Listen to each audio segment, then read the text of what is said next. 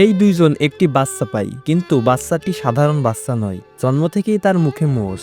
মহিলাটি কোনো চিন্তা ভাবনা না করেই বাচ্চাটিকে কোলে তুলে নেয়। যখন মহিলাটির স্বামী বাচ্চাটির গায়ে হাত দিয়ে আদর করতে যায়, তখনই বাচ্চাটি তার শক্তি দিয়ে লোকটির আঙ্গুল ভেঙে দেয়, যার কারণে লোকটি অনেক চিল্লাতে থাকে।